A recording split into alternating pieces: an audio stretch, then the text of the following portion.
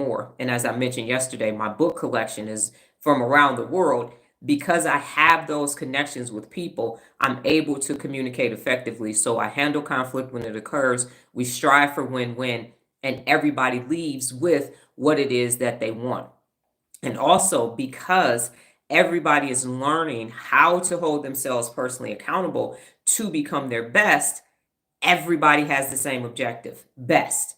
Because if you have some Chris Henrys, as you know, Regina, because you watched the video, the desk talk of 70%, if you have people who just want to do 70% around you, it's going to be a problem because somebody's going to have to pull that weight. But when everybody is focused on, I'm going to be my best, I'm going to give 100% because best is the objective, now you start changing communities and you start changing the world. That's why the 74 principles of real leadership are so important. And so I'll use Nola and I as an example. If Nola and I are having conflict, which every person has conflict with people that they love or don't love, you're going to need a system. And so handle conflict when it occurs. Because both of us are real leaders, we get to sit down and communicate effectively. So that means we're going to be listening, we're going to be asking questions, and then we're going to collaborate and strive for win-win. And because we don't do anything without a strategy, conflict just means something's happening and we don't have a strategy for it. So now, after we've used the feelings PDF, what am I feeling, why am I feeling, and what am I going to do about it?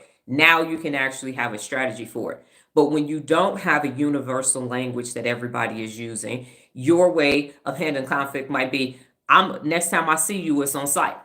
That's not a good way to handle conflict when it occurs. If someone doesn't listen, then it won't matter if you try to sit down and talk because I'm not listening to you. If the objective of a person is not to be best, then it's not going to matter because no matter how much you try to tell them to do something in the best way possible, they're not going to do it because be the best, as that is one of the 74 principles of real leadership, is not their objective. And that's why I'm saying it doesn't matter currently what one side tells the other side to do because all you're doing is really saying my side is right, your side is wrong. But 74 principles of real leadership says we all just need to focus on best. And we need to learn how to be our best. And we need to use these principles to get the best outcome every single time. So if you are in a relationship with someone and they are risk averse and you need to move to another state for a business opportunity, they're going to do everything they can to stop you and make you stay because they are risk averse. But if you say, listen, we need to challenge ourselves, failure is not an option, quitters never win, and we need to take risk because those are some of the 74 principles of real leadership, you're holding them to that. So as a teacher, Regina, you had guiding principles and rules that you had to follow at school. That's what the 74 principles of real leadership are for. Therefore, how you live your adult life day in and day out. How do you have conversations about the disorganization in your house? Excuse me. You gather the entire family together and then you eliminate clutter and get organized and stay organized. That's in the book. And now you're saying, listen, we got to clean this out. We haven't used it or worn it within the year. This gets donated. And now everybody goes, oh, it's time to eliminate the clutter in our life. I got it. Let me go clean my room. Let me go clean the garage. Okay, 1 second, Kevin. And so that's what I'm saying, Regina. Let me know if I've answered your question.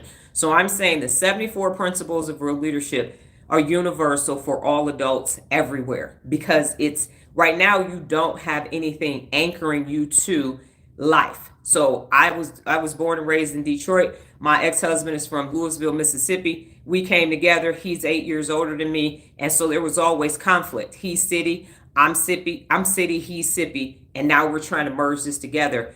And we didn't have anything that was anchoring us to that relationship. The 74 principles of real leadership say, let's handle this conflict when it occurs. Oh, you scared? You need to challenge yourself. Oh, you want to be stuck? You need to grow continually. That's what I'm saying. And that's how we saw. Because it's like, well, we just need to get rid of wars. And people just need to stop. Based upon what? If it's working for me and it's not working for you, what that sounds like is you want me to stop doing something that's working for me to do something that's only working for you. So it feels lopsided.